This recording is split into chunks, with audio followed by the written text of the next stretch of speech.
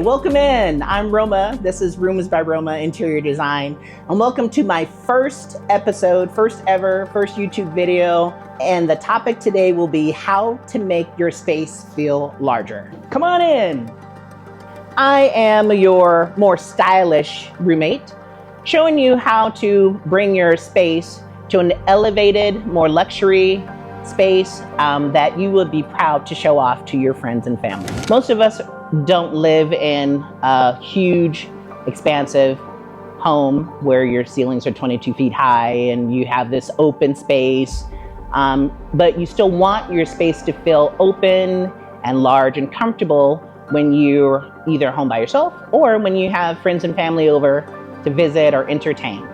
So today I'm going to give you some tips and tricks to help you with those areas so that you feel more comfortable in your space and not feel so crowded when you have other people in your home as well. Tip number one would be to shop smart.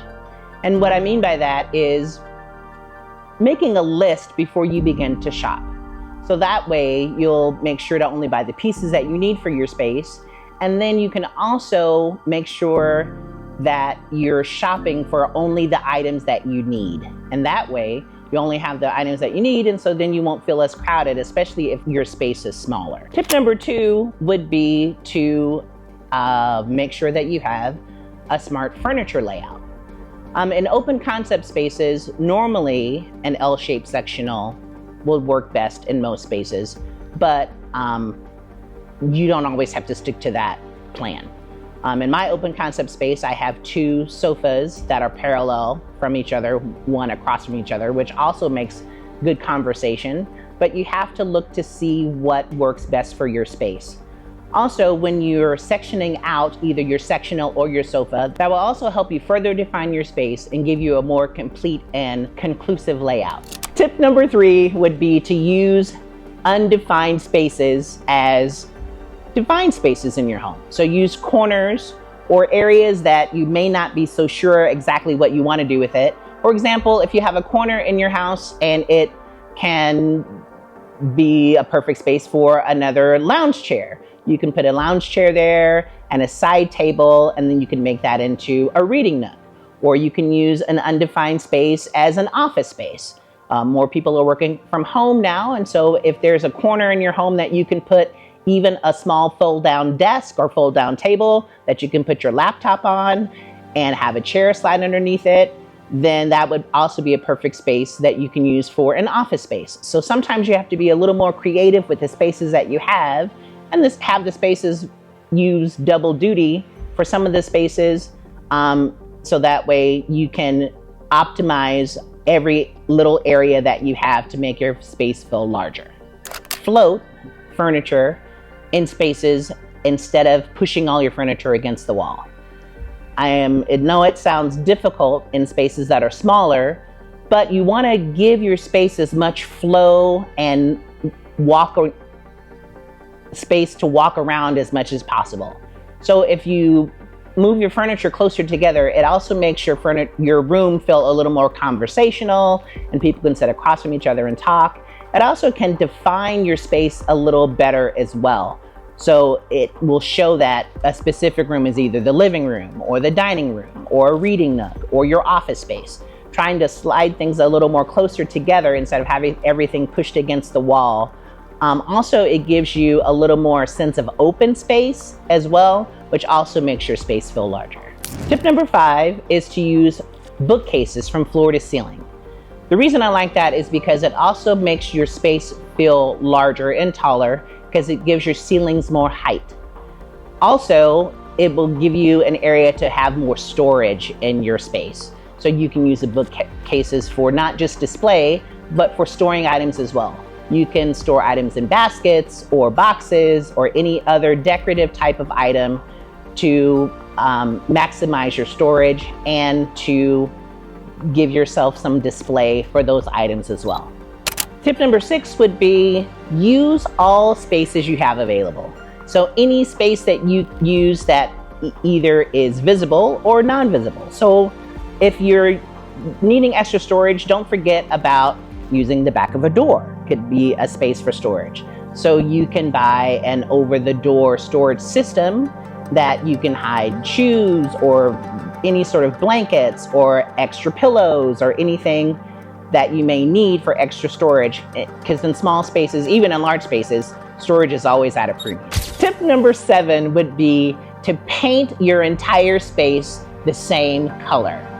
And don't think that just because your space is small, it has to be painted white.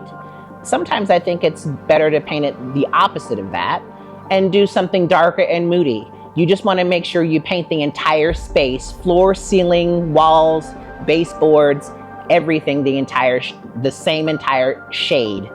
The other thing that is you might want to remember too is to do different sheens of paint on your walls and your baseboards. And that way it gives it a little more dimension, but still tricks your eye into making the space feel larger, even though it's a darker colored space. So when we're talking about shopping smart and buying the right size pieces for your space, I'm blessed enough to have a very large living room. So in order to fill the space, I wanted to make sure I had the right size sofa. This is a 9-foot sofa, and I know that most people won't have a 9-foot sofa, but anything smaller in here would not fill the space as much or make it feel as cozy or homey. Or you have a bunch of little pieces just sort of back and forth, and that also just doesn't make it feel as luxurious as I think it should. So scaling up to a larger sofa just made more sense. Also too, if you have a larger sofa, then sometimes you end up having to have a larger coffee table. So my coffee table is 6 feet, which the tip of that is your coffee table should be 2/3 the size of your sofa. So since I have a 9-foot sofa, it's a 6-foot coffee table. And you could also break it up and do 2 different size coffee tables and do a smaller one and float one on top of each other. But this is the style that I chose to go with because I like the linear lines of the coffee table. I also like the 2 different materials. I like how there's fabric on the bottom and then we have the dark wood on the top, and it shows the grain of the wood. So those were my reasons why I bought this coffee table instead of 2 smaller ones. Plus, I like being able to display different items on top of the coffee table. It gives me some options of how to style things throughout the house. I usually don't keep it this busy, but it helps me practice styling. And you can move the objects from one place to another. I can move them out throughout the house. And that will show us, like I could, let's see, move this here and just show some different ways of styling different items in different ways.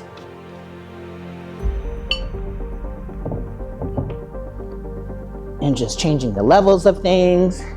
And I could move this item over here.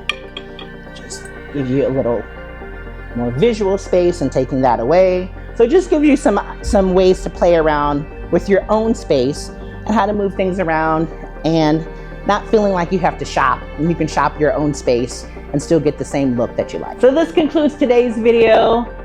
Please give me a like or subscribe when you get a chance. I would really appreciate it. This is my very first YouTube video, and it means a lot.